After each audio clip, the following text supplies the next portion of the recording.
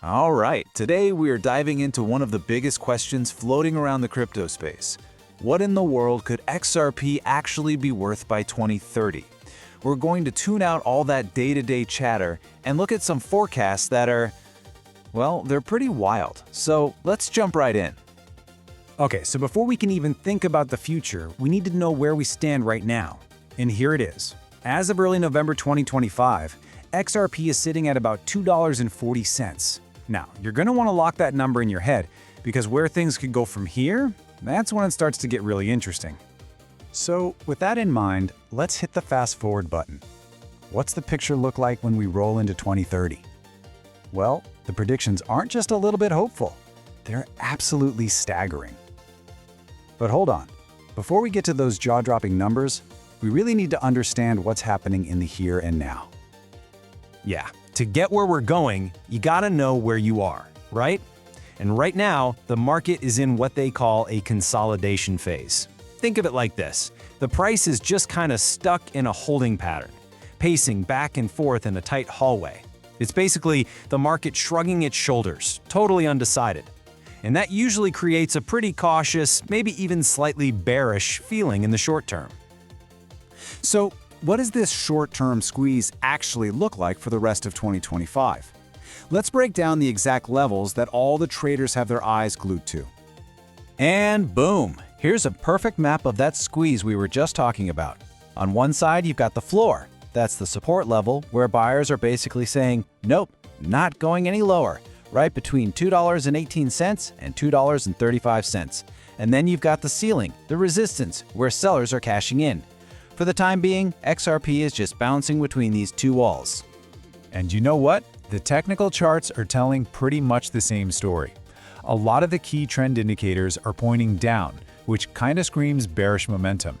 The one little glimmer of hope? There's one indicator that suggests the selling pressure might be running out of gas. But for right now, cautious is definitely the word of the day. All right, enough of this short-term stuff. Let's zoom way out, all the way to the 2030 horizon. This is where we leave all that cautious talk behind and dive into forecasts that are, frankly, kind of mind-bending. So check out this timeline. It really lays out the potential journey ahead. We're starting at our baseline, $2.40. By 2026, analysts are looking at a pretty healthy jump, somewhere between $4 and $8. But then, look what happens when we get to 2030. The forecast doesn't just go up, it feels like it blasts off into a totally different stratosphere. Okay, let's really break down that 2030 number.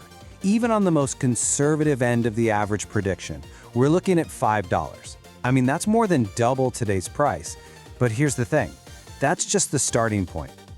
Now let's look at the high end of that same forecast, $19. Just let that sink in.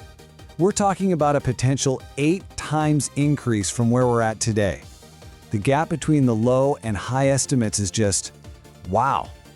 But, and you might not believe this, it doesn't even stop there. Some of the most ambitious blue sky projections are aiming for a price that could blow past $26. I mean, the long-term optimism here is just off the charts. This chart really puts it all into perspective, doesn't it? Just look at that little bar for today's price compared to the high-end estimates for 2026 and especially 2030. The pure scale of what's being forecasted here, this is what has everyone so fired up. Which, of course, brings us to the billion-dollar question. Why? I mean, how could this happen? What are the fundamental drivers that could possibly fuel this kind of crazy optimism? What's the real story behind these gigantic numbers? Well, the whole narrative behind these huge numbers really boils down to a clear 3-step journey. Step 1. It gets deeply integrated into banking systems all over the world. From there, Step 2, it grows up and becomes a go-to tool for settling global transactions. And the grand finale, Step 3, it starts to go head-to-head with the old-school systems we all know, like SWIFT. But, and this is a huge but, none of this is a sure thing, not even close. For that big vision to actually become reality, some massive pieces have to fall into place. We're talking full regulatory clarity. Ripple's own payment network has to keep expanding across the globe. The volume of transactions needs to explode, and of course, they have to lock in some major new partnerships with banks.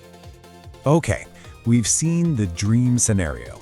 Now, it's absolutely crucial that we pump the brakes for a second and have a serious reality check. We have to talk about the risks involved. And the source material couldn't be clearer on this. It states that these predictions are, and I'm quoting here, highly speculative and are subject to significant volatility and risk. This isn't a promise, right? It's a forecast. It's based on a future that might happen, or it might not. So the bottom line is pretty simple. The actual performance could look completely different. These numbers all depend on future trends in things like regulation and market adoption, and those things are any but guaranteed. This is really the textbook definition of a high-risk, high-reward situation.